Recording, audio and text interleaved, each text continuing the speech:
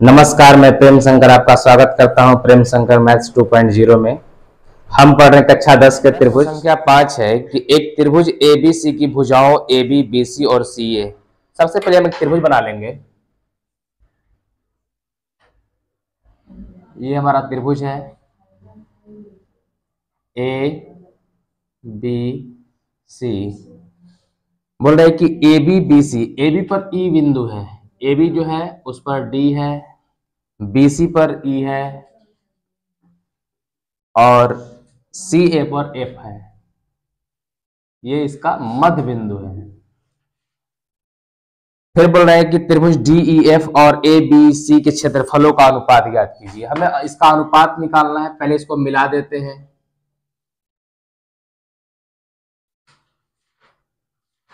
तो हम कैसे निकालेंगे इसका अनुपात देखते हैं। लिखेंगे कि चूंकि ये क्वेश्चन नंबर 5 है, ये देखिए ये भी मध्य बिंदु है और ये भी मध्य बिंदु है। लिखेंगे कि चूंकि DE तथा F क्रमशः AB, BC तथा EF का मध्य बिंदु है।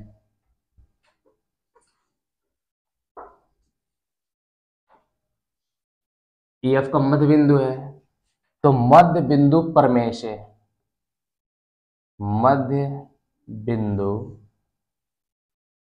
प्रमेय से, मध्य बिंदु प्रमेय क्या कहता है कि जो ये भुजा होगी, जो DE DF जो भुजा होगा वो BC के समांतर भी होगा और साथ ही साथ आधा भी होगा। जो DE हमारा जो भुजा है ये वाला, ये AC के समांतर भी होगा और आधा होगा, और जो EF जो भुजा है वो AB के समांतर होगा और आधा होगा। तो मध्य बिंदु प्रमेय से सबसे पहले इस भुजा को हम ले लेते हैं DF बटा पूरा बड़ा वाला हमारा BC बराबर, ये भुजा का ले लेते हैं हम DE ले लेते हैं, तो DE बटा में हो जाएगा AC बराबर, ये जो हमारा DF ले लिए हैं, DE ले लिए हैं, अब बचा हमारे पास EF। तो EF जो भुजा होगा वो AB का आधा मतलब होगा और बराबर 1/2 होगा। इसको थोड़ा सा हम समझ लेते हैं कि ऐसा क्यों हुआ। जैसे ये मध्य बिंदु है, ये भी मध्य बिंदु है, तो AD जितना होगा, जितना AD होगा उतना ही क्या होगा हमारा DB होगा। जितना AD, देखिए मध्य बिंदु अगर 10 फीट का है तो 5 इधर 5 इधर, तो जितना AD होगा उतना ही क्या होगा हमारा DB होगा, और साथ ही साथ क्या होगा AB का आधा भी होगा। जैसे मान लीजिए कि ये 5 होता, ये 5 होता, तो ये 5 इस 5 के बराबर होता, 5 5 और ये 5 5 10 का ये आधा हो जाएगा। उसी प्रकार से हम इसको कह सकते हैं, या इसको हम देखेंगे यहाँ पर, तो AD बटा में AB कह सकते हैं बराबर 1/2 कह सकते हैं। अभी आप इधर से देखिए कि अगर F मध्य बिंदु है तो जितना AF होगा, जितना AF होगा उतना ही FC होगा, और साथ ही साथ क्या होगा AC का आधा होगा। अगर हम यहां से AF दिख रहा है AF और यहां से AC को ले आएंगे नीचे बराबर 1/2, यहाँ पे क्या हुआ है आप समझिए इसको, AF बराबर AC बटा में 2 है, इसके बटा में 1 छिपा हुआ है, तो यहाँ पर गुना कर देंगे हम, तो AF यहाँ से AC इधर आ जाएगा, तो बराबर क्या हो जाएगा 1/2। यही काम यहाँ भी किया गया है। तो ये समीकरण नंबर 1 है और समीकरण नंबर 2 है। अब आप समझते हैं कि ये त्रिभुज देख रहे हैं ना ABC, और एक बड़ा ये छोटा वाला त्रिभुज है ADF। दोनों त्रिभुज में क्या है, कोण A जो है कोण A के बराबर है। ये वाला जो कोण होगा, ये वाला जो कोण होगा इस कोण के बराबर होगा। आप यहां से भी निकाल सकते हैं कि जब ये लाइन दोनों बराबर है तो इसका मतलब ये लाइन समांतर होगा, थेस विलोम हम लगा सकते थे। तो ये दोनों कोण बराबर हो जाएंगे, ये दोनों कोण आपस में बराबर हो जाएंगे संगत कोण के आधार पर, तो ये दोनों त्रिभुज आपस में क्या हो जाएंगे, समरूप हो जाएंगे। ये वाला त्रिभुज जो है ADF और ABC, ये दोनों त्रिभुज आपस में समरूप हो जाएंगे। तो समरूप कैसे बैठाते हैं हम? ए देखिए समरूप यहाँ पे बैठाएंगे, ए तो इसमें भी है, छोटे वाले त्रिभुज में भी है और बड़े वाले त्रिभुज में है, तो कोण ए जो है कोण ए के बराबर होगा। इसमें का कोण डी जो है, इसमें का कोण बी के बराबर हो जाएगा यहाँ पर। इसमें का जो एफ है वो कोण सी के बराबर होगा। तो ये दोनों त्रिभुज तो आपस में बराबर हो जाएंगे, लेकिन हमें इस भुजा को लेना था, तो हम ये कह सकते हैं कि हमारा ये बीसी जो होगा, देखिए यहां से डीएफ ले रहे हैं तो यहां से बीसी ले लेंगे हम, तो डीएफ जो भुजा है वो बीसी के बराबर आ जाएगा, डीएफ बटा में बीसी हो जाएगा, डीएफ बटा में बीसी। और ये सब भुजा हमको दिया ही है साथ साथ। यहाँ पे एडी देखिए, एडी यहाँ पर एडी बटा में एबी हो जाएगा, और यहाँ से एडी बटा में एबी का मान है 1/2, तो ये 1/2 बराबर हो जाएगा डीएफ बटा में बीसी। यहाँ तक आ रहा है? तो देखिए ये हम चीज ले आए डीएफ बटा में बीसी, तो डीएफ बटा में बीसी बराबर 1/2। तो ये मध्य बिंदु प्रमेय से, और ये 6.2 में शायद प्रश्न संख्या 7 है या 8 है, अब देख लीजिएगा। ये मध्य बिंदु में प्रमेय 9वीं क्लास में भी था और ये 10वीं क्लास में भी है। तो हम चलते हैं, हमारे लिए दो त्रिभुज ये समरूप हो जाएंगे, हमें ये त्रिभुज लेना है और ये त्रिभुज लेना है, दोनों त्रिभुज समरूप होंगे। तो लिखेंगे त्रिभुज, जो ये त्रिभुज है हमारा DEF जो है, और ये ABC दोनों आपस में समरूप होंगे। समरूप त्रिभुजों के क्षेत्रफलों का अनुपात होता है भुजाओं के, तो एरिया ऑफ ट्रायंगल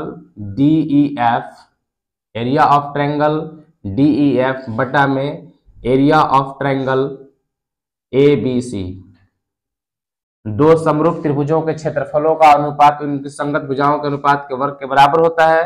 तो ये हमारा DEF का क्षेत्रफल निकालेंगे और हम इसके क्षेत्रफल का अनुपात लेना है, तो भुजाओं का वर्ग होता है, तो DF बटा में BC का होल स्क्वायर बराबर DE बटा में AC का होल स्क्वायर बराबर हो जाएगा EF बटा में AB का होल स्क्वायर और बराबर हो जाएगा 1/2 का होल स्क्वायर। तो हम यहाँ से कह सकते हैं कि एरिया ऑफ DEF बटा में एरिया ऑफ ट्रायंगल ABC बराबर 1 का स्क्वायर 1 और 2 का स्क्वायर 4। हमसे अनुपात पूछा गया है तो 1/4 इसका उत्तर होगा। देखिए इसी प्रश्न को हम दूसरे तरीका से कैसे हल कर सकते हैं कि जैसे ये बात हमें पता है कि ये मध्य बिंदु है, ये तीनों मध्य बिंदु है, तो मध्य बिंदु जो होता है ये भुजा जो है इस भुजा का आधा भी होगा और समांतर होगा। तो हम ये कह सकते हैं, थोड़ा सा हम कल्पना कर रहे हैं कि ये बिंदु, ये जो लाइन है इस लाइन के क्या होगा, ये दोनों आपस में इस लाइन के बराबर होंगे। अगर ये लाइन इस पूरे लाइन का आधा है, यानी कि ये आधा बराबर होगा, ये आधा के बराबर होगा, ठीक है। तो इस प्रकार से, और ये जो है ये लाइन जो है इस लाइन का आधा है, AB का आधा है, इसका मतलब कि ये लाइन इस लाइन के बराबर होगा और ये भी बराबर होगा आपस में। और इधर इसको हम 3 लाइन से काटते हैं, तो ये 3 लाइन इस 3 लाइन के और इस 3 लाइन के बराबर होगा। पहला नंबर आप एक नियम जान लीजिए, ये जो 4 त्रिभुज बन रहे 1 2 3 4, ये चारों के चारों आपस में बराबर होते हैं। फिलहाल हमें ये प्रूफ करनी है, अनुपात ज्ञात करनी है। तो सबसे पहले हम विचार करेंगे, ये चतुर्भुज है हमारा, ये DFE, ये वाला इसमें विचार करेंगे हम, DBFE एक समांतर चतुर्भुज हो जाएगा। ये क्या हो जाएगा, हमारे समांतर चतुर्भुज हो जाएगा, समांतर चतुर्भुज। और समांतर चतुर्भुज में हमें पता है कि आमने सामने के कोण आपस में बराबर होते हैं, यानी कि जो B होगा उतना ही हमारा, तो यहां पर हम कह पाएंगे कि कोण B जो होगा वो कोण F के बराबर होगा। वैसे ही अब हमें इस चतुर्भुज में देख रहे हैं, ये हमारा एक चतुर्भुज बन रहा है DFCE, हमारा एक चतुर्भुज बन रहा है।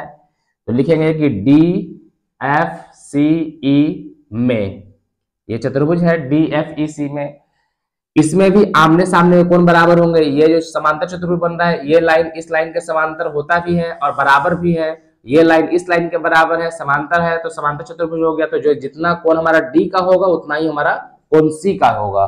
तो हम यहां से कह सकते हैं कि कोण हमारा जो C होगा वो कोण हमारा D के बराबर होगा। देखिए सबसे पहले हम ABC त्रिभुज, बड़ा वाला त्रिभुज ले रहे हैं और छोटा वाला बाद में ले रहे हैं। तो तो छोटे वाला का जो कोण होगा बाद में लेंगे, यानी कि सी जो है इसके बराबर हो जाएगा। अब हमें एक चतुर्भुज और हमारे दिखाई दे रहा है यहाँ पर, ये चतुर्भुज जो है हमारा डी ए एफ ई, तो लिखेंगे चतुर्भुज डी ए एफ ई में। अब डी ए एफ ई ये भी तो चतुर्भुज बन रहा है, चतुर्भुज में ये भी समांतर चतुर्भुज है, इसके सामने की भुजा समांतर है, इसके सामने की भुजा समांतर है, तो चतुर्भुज में आमने सामने के कोण क्या होते हैं, बराबर होते हैं। तो कोण ए जो होगा हमारा वो कोण ई के बराबर होने रहेगा, तो यहां पर लिखेंगे कोण ए बराबर कोण ई। अब आप देख सकते हैं कि हमें इस बड़े वाला त्रिभुज का तीनों कोण बी सी ए, इस छोटे वाले त्रिभुज का तीनों कोण एफ डी ई आपस में बराबर हो चुके हैं, तो हम समरूपता लगा देंगे। तीनों कोण बराबर है तो हम कह सकते हैं एंगल एंगल एंगल समरूपता नियम से, समरूपता नियम से। एंगल एंगल समरूपता नियम क्या होता है कि यहाँ पे ट्रायंगल और यहाँ पे समरूप ट्रायंगल। अभी ए हम पहले ले लेते हैं, अगर हम तो ए, तो इधर नाम हमारा आ जाएगा ई, फिर यहां से अगर हम बी ले लेते हैं तो यहां से नाम आ जाएगा हमारा एफ, और यहां से अगर हम सी ले लेते हैं तो यहां से नाम आ जाएगा हमारा डी। और हम जानते हैं कि समरूप त्रिभुजों का क्षेत्रफल होता है DEF, यहां पर हम कह सकते हैं DEF कहे या FAD, त्रिभुज में नाम में कोई अंतर नहीं। जैसे इस त्रिभुज है तो ABC कहे चाहे BCA कहे चाहे CAB कहे, उससे कोई अंतर नहीं पड़ता है। एरिया ऑफ ट्रायंगल ABC, अब इसको आप ले लेते हैं, तो समरूप त्रिभुजों के क्षेत्रफलों का जो अनुपात होता है उनकी संगत भुजाओं के अनुपात के बराबर, भुजाओं के वर्ग के बराबर होता है। तो यहां से उठा लेंगे हम, अगर हम पहला दो लाइन ले रहे हैं EF बटा में क्या हो जाएगा, पहला दो गो AB, इसका स्क्वायर हो जाएगा बराबर। अगर लास्ट का दो नाम ले रहे हैं हम यहां से, तो हमारे पास आ जाएगा FD, पहले छोटा वाला ले लेंगे फिर बाद में बड़ा वाला लेंगे, BC, इसका स्क्वायर हो जाएगा।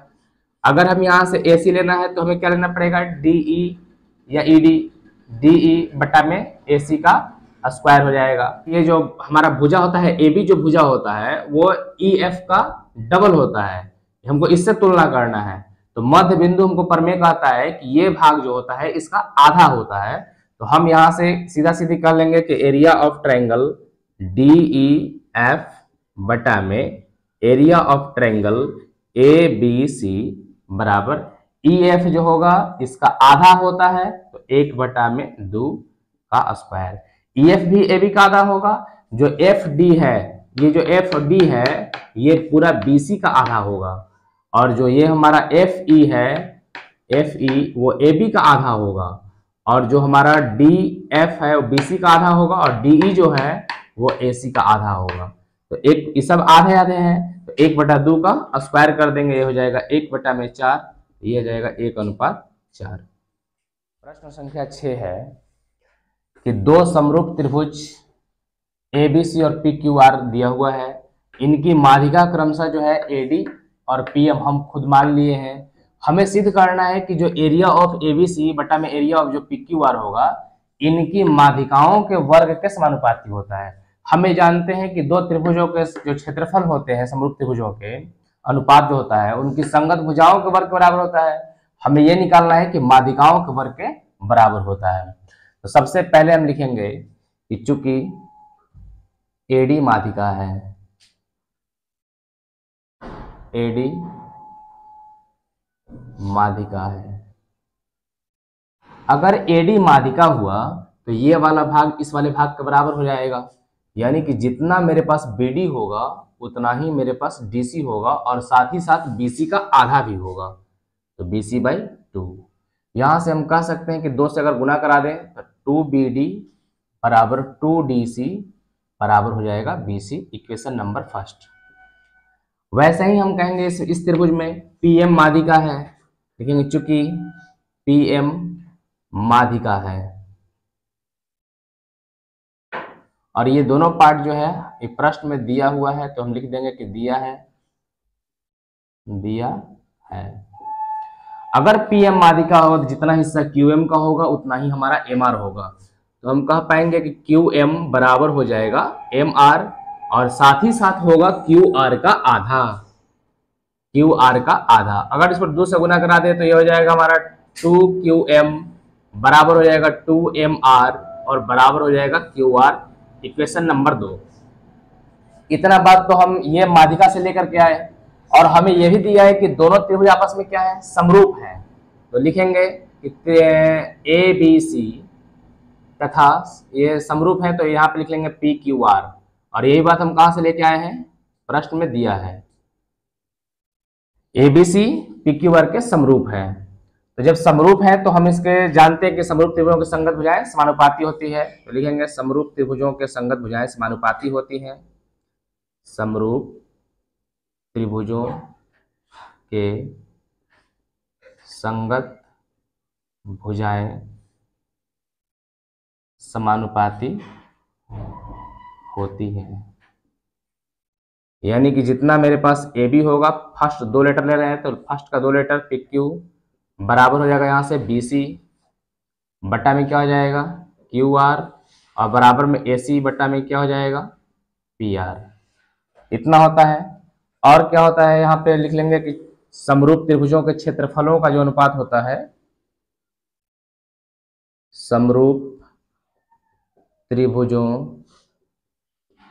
के क्षेत्रफलों का अनुपात उनकी संगत भुजाओं के वर्ग के समानुपाती होता है।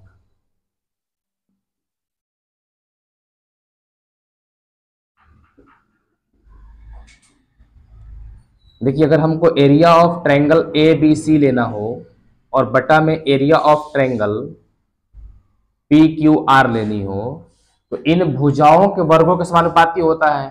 तो सिर्फ हम एक भुजा ले लेते हैं ए बी बटा में पी क्यू और इसका स्क्वायर कर देते हैं, और इसको समीकरण नंबर 3 दे देते हैं। हमें जहां पर ए बी बटा में पी क्यू है, वहां पर हमें ए डी बटा में पी एम लेना होगा। तो पहले ये बात पता करेंगे हम कि ए बी बटा में पी क्यू और ए डी बटा में पी एम कहां पे आएगा। तो देखिए, हमारा ए बी ये वाला हो गया, पी क्यू तो इसमें है, और हमें चाहिए एडी, एडी प्रूफ करनी है। तो एडी, ये जो दोनों त्रिभुज, ये जो दोनों भुजा है, ये छोटे वाले त्रिभुज एबीडी में है। तो पहले हमको ये प्रूफ करना होगा कि एबीडी जो है हमारा और ये पी क्यू आर, ये दोनों आपस में समरूप हैं। तो सबसे पहले इसको समीकरण नंबर 4 का नाम दे देते हैं। अब हम ले लेते हैं यहां से हम ट्रायंगल ए बी डी तथा ट्रायंगल पी क्यू एम में। यहां पर देखिए हमारे पास ये चीज हम क्वेश्चन में दिया हुआ था, हमारे पास ए बी बटा में पी क्यू बराबर जो है बी सी बटा में क्यू आर। तीसरी भुजा को हम छोड़ देते हैं। ये हम पार्ट कहां से ले आए हैं, तो समीकरण नंबर हम 3 से लेके आए हैं। अभी हमारे पास ए बी और बी सी आ गया है, ए बी है और बी सी है। तो हम बी सी के जगह पर इसको हम बदली कर देंगे। तो इधर लिखते हैं हम ए बी हमारे पास तो है ही, बटा में पी क्यू है, बी सी को हम चेंज कर देंगे बी डी में।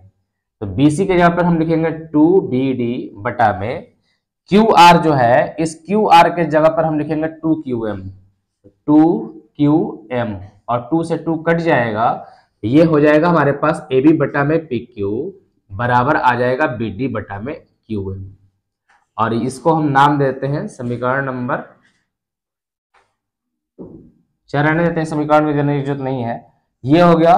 अब देखिए, तो ए बी और बी डी मिल चुका है, हमें ए बी भी मिल चुका है और बी डी भी मिल चुका है। अगर इसके बीच का कोण मिल जाए, और इधर पी क्यू है हमारे पास, पी क्यू और क्यू एम है, इसके बीच का अगर कोण बराबर हो जाए तो हम कहेंगे समरूप है। तो इसको बराबर करने के लिए ये हमें प्रश्न में दिया है कि A B C P Q R के समरूप है। अगर ये समरूप है तो इनके संगत कोण भी आपस में क्या होंगे, बराबर होंगे। तो लिखेंगे कोण बी बराबर कोण क्यू। कारण देते हैं क्योंकि ट्रायंगल ए बी सी समरूप है त्रिभुज पी क्यू आर के, इसीलिए कोण बी जो होगा वो कोण क्यू के बराबर होगा, कारण दे दिए। अभी ए बी मिल गया, देखिए ए बी हमारा ये भुजा है, फिर हमें बी डी मिल गया, ये भुजा है, और इसके बीच का हमें कोण भी मिल गया, कोण बी। उसी तरह इस त्रिभुज में पी क्यू मिल गया हमें, और क्यू एम मिल गया, और इसके बीच का हमें कोण मिल गया। तो हम सास प्रॉपर्टी से लगा देंगे भुजा कोण भुजा समरूपता नियम से। भुजा कोण भुजा समरूपता नियम क्या कहता है कि ये दोनों त्रिभुज जो हो जाएंगे वो समरूप हो जाएंगे। अब समरूप बैठा लेते हैं, सबसे पहले बी हम कोण ले लेते हैं, बी है क्यू किसके बराबर है, क्यू के बराबर है। ए बी में कौन सा चीज नहीं है, डी नहीं है, तो डी को अगर लास्ट में लिखते हैं तो बी, यहां से पी क्यू में कौन सा नहीं है, एम, तो एम को लास्ट में लिखेंगे। अब यहां से देखिए कि ए बी डी में बी और डी आ गया, बचा क्या, ए। और नहीं तो चाहे तो आप यहां से भी ले सकते हैं कि हाँ बचा क्या है, ए है, यहां से ए बचा है, और क्यू एम आ गया है, तो यहाँ पे क्या बचा है, पी है। तो समरूप त्रिभुजों के संगत भुजाएं आपस में समानुपाती होती हैं। समरूप त्रिभुजों के संगत भुजाएं आपस में समानुपाती होती हैं।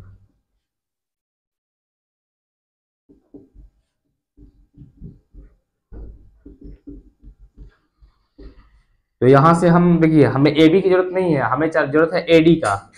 तो सबसे पहले ए बी ले ही लेते हैं, एक बार ए बी ले लेते हैं पहले। ए बी बटा में ये पी क्यू बराबर ए डी ले लेते हैं, ए डी बटा में पी एम, और समीकरण नंबर इसको नाम देते हैं 5। अब समीकरण 4 और 5 को ध्यान से देखते हैं। तो ए बी बटा में पी क्यू जो है हमारे ए डी बटा में पी एम के बराबर आ चुका है। तो समीकरण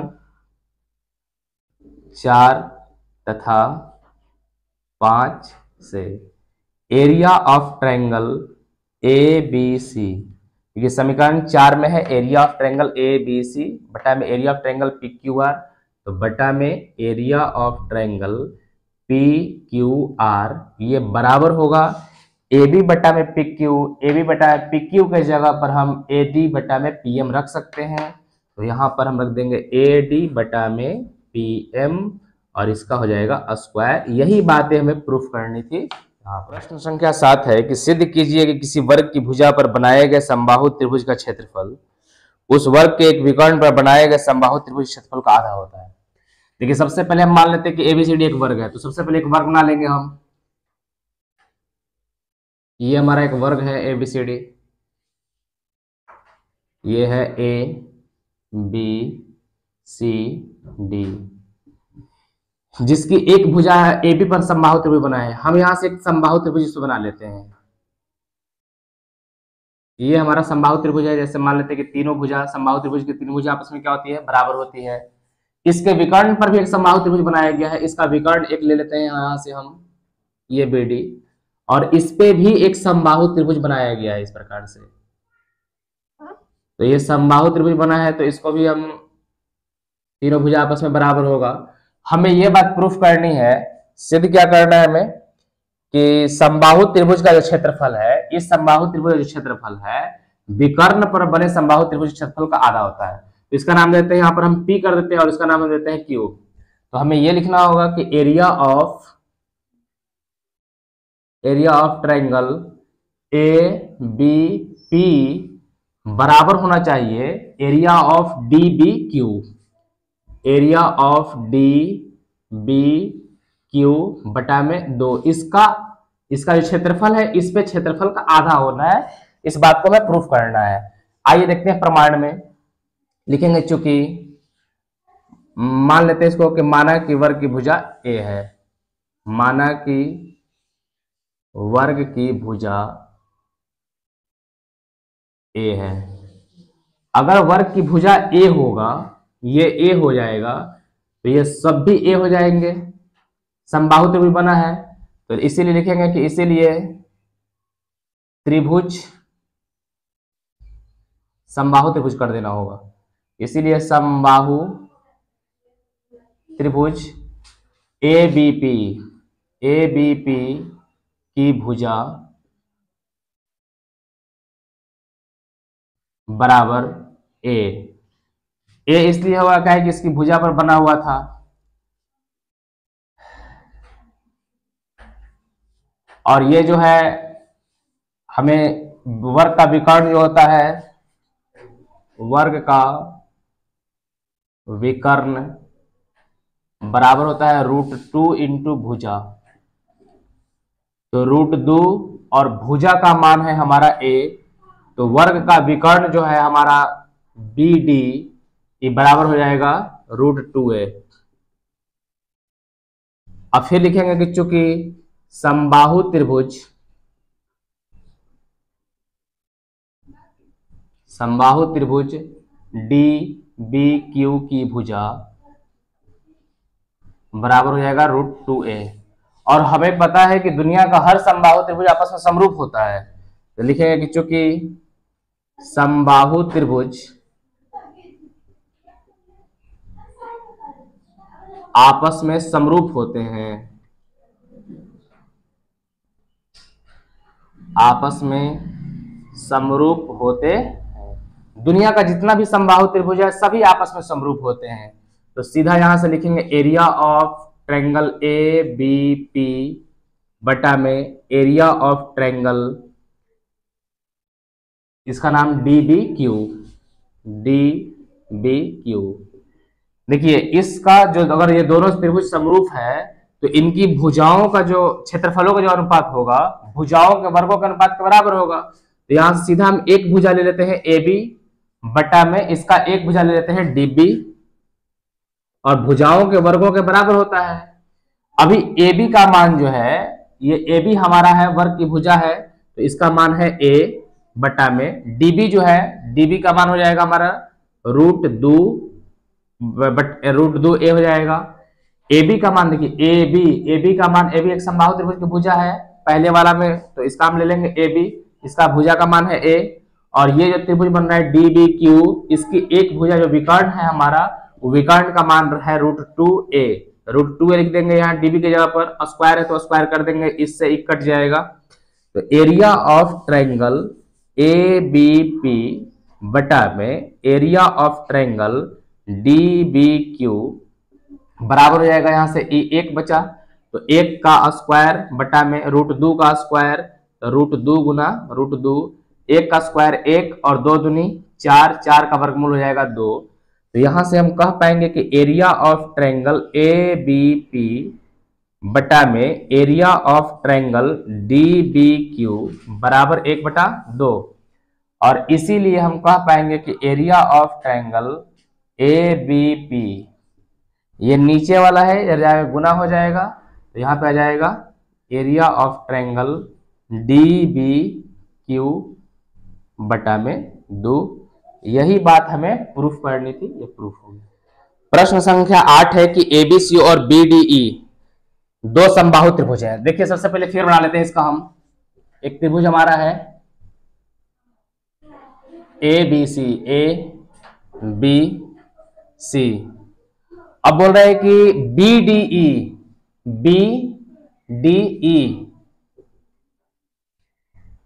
तो यहां से हम नाम ले लेते हैं ये B, ये D, और एक इधर हम कोई बिंदु ले लेते हैं E।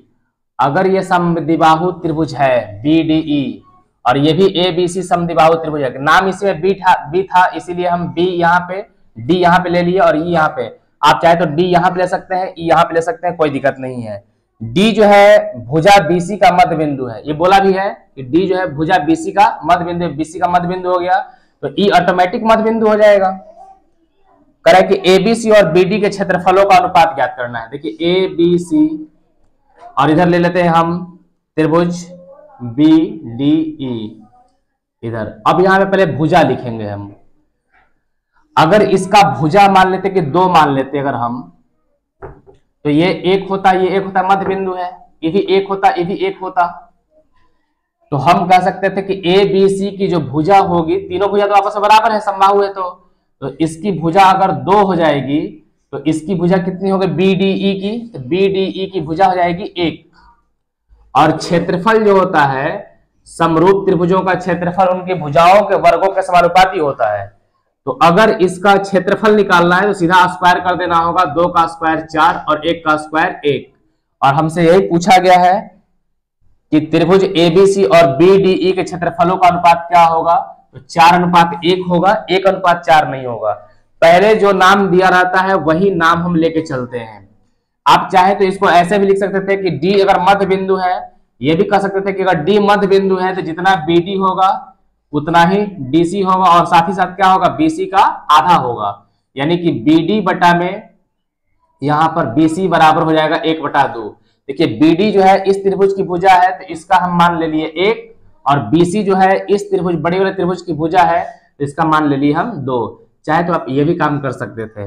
प्रश्न संख्या 9 है कि दो समरूप त्रिभुजों, साफ दिया है कि दो समरूप त्रिभुज है, मान लेते हैं कि त्रिभुज है ए बी सी, और एक त्रिभुज मान लेते हैं यहाँ पर पी क्यू आर, ये समरूप त्रिभुज है।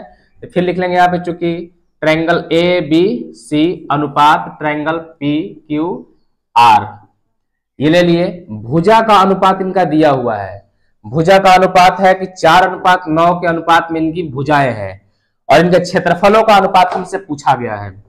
तो क्षेत्रफल जो होता है भुजा का स्क्वायर होता है। 4 का स्क्वायर कितना हो जाएगा 16, और 9 का स्क्वायर कितना हो जाएगा 81। इस तरह से इसका उत्तर कंप्लीट होता है, यह प्रश्नावली पूरा होता है।